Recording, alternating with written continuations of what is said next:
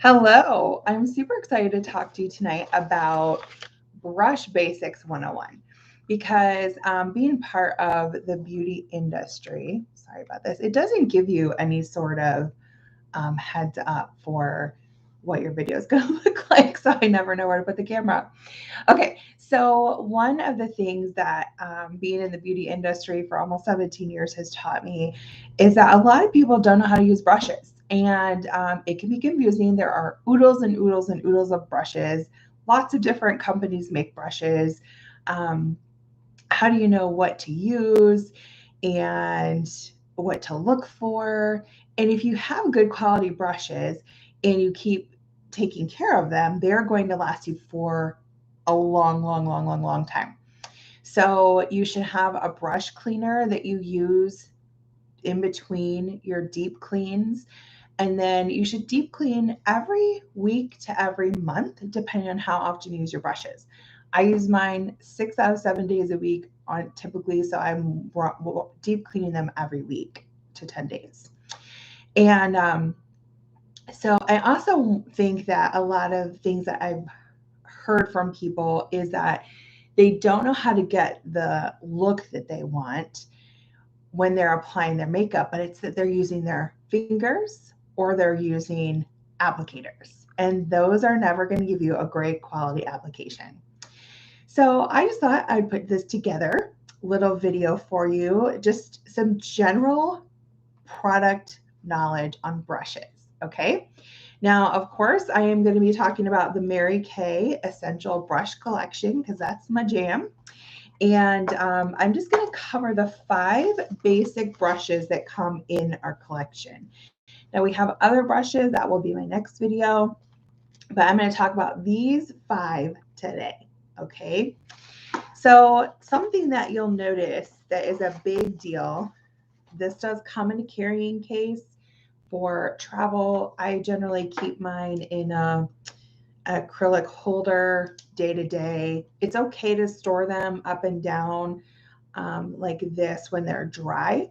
But when you deep clean, you want to make sure that you're laying them on their sides or hanging them upside down. Because if you put them like this in your holder after you wash them, the water is going to leak down into the barrel, loosen the glue, destroy your brushes. No good. So you want to make sure that you're drying them like this or like this, okay? And they have handy little holders that you can hang up, but honestly, I just lay a towel out on the counter and I dry them on their sides. So, and they'll last forever. Okay, so couple things. The fluffier the brush, the less intense the product is going to be. And the more stacked the bristles, the more intense that color is going to be or the product is going to be. Okay. So this is our all over powder brush and it's got full domed bristles. They're designed to help you pick up and evenly distribute the product, just the right amount of product, a really light um, base powder cover or bronzing powder. And unless you're about like 18 to 20, you don't want a highly concentrated pile of powder. Baking is no longer a thing, thank goodness. Some people still do it. You really shouldn't.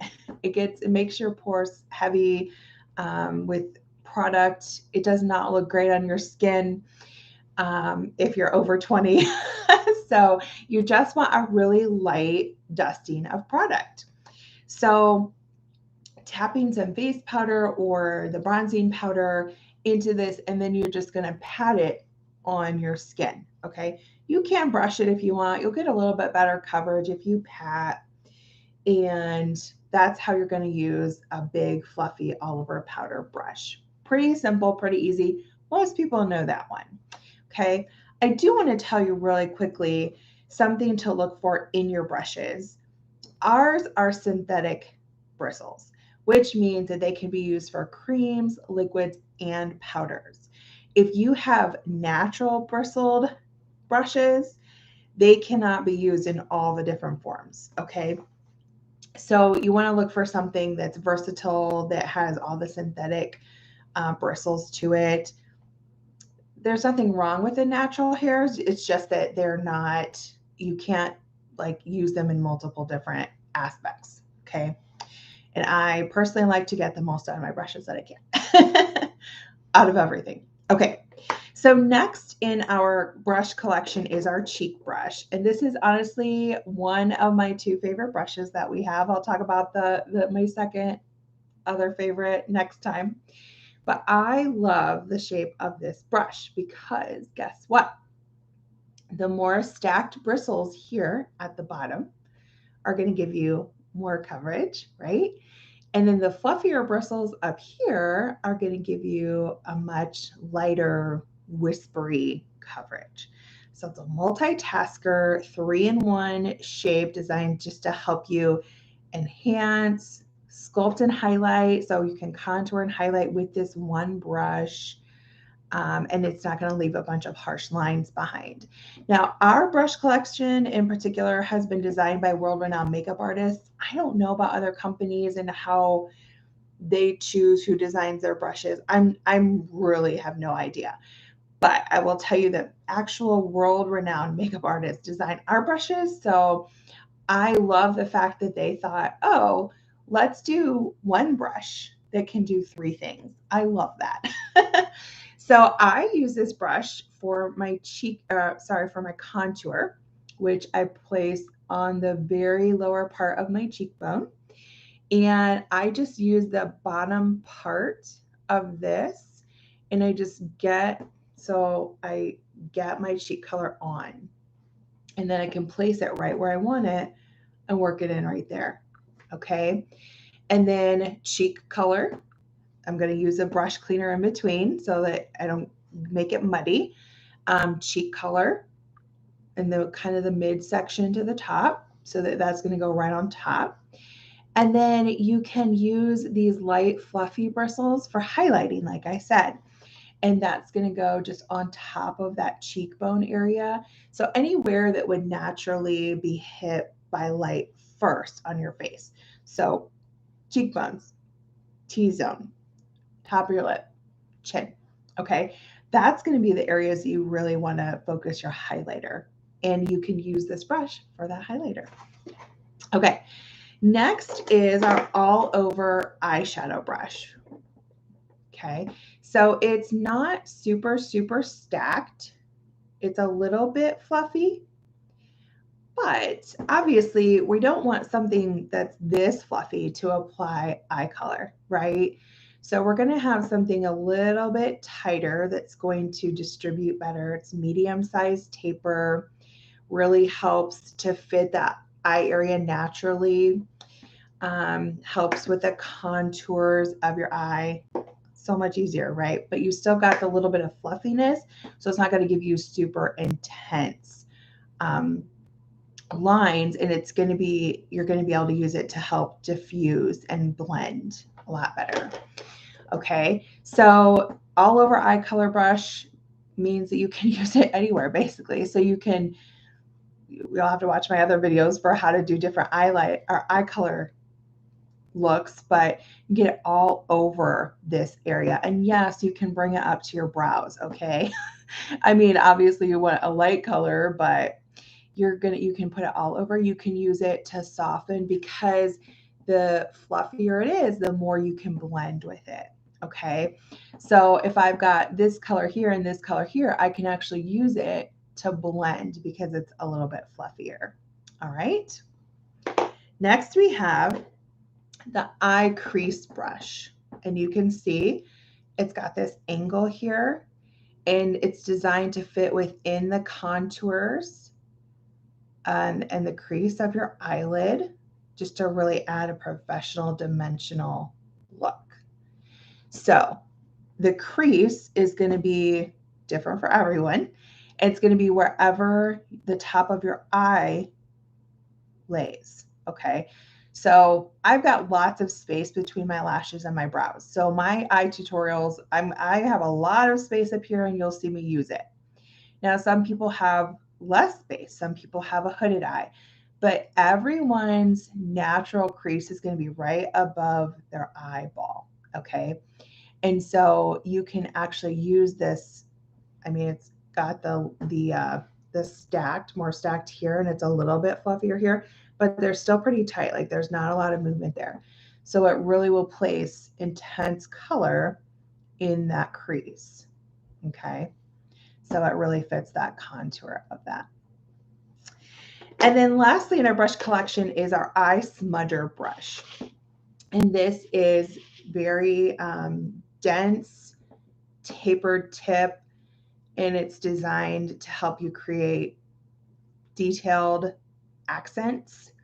So if you want to get that little part out here, that little triangle, if you want to smudge out your eyeliner, it just allows you to give a really great smoky look and helps to add detail to kind of hard to reach places. So this is also good to get a highlight color into this corner because when you put a highlight color in there, it helps to brighten.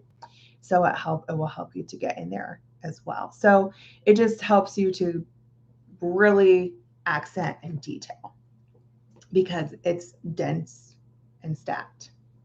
So we've got the fluffiest to the not fluffiest, and we just kind of worked through those. So those are just some basics. I'll just show you the shapes again. So this is just that full dome brush. Then we've got our tapered multitasker here. Okay. We've got the all over eye color brush. It's going to be great for applying any color anywhere on your eye. Then we've got the eye crease brush. It's gonna, you can see it's pretty thin and then it angles. So it's gonna really fit in that crease really well. I press a little bit just so you can see it's gonna fit right in that crease.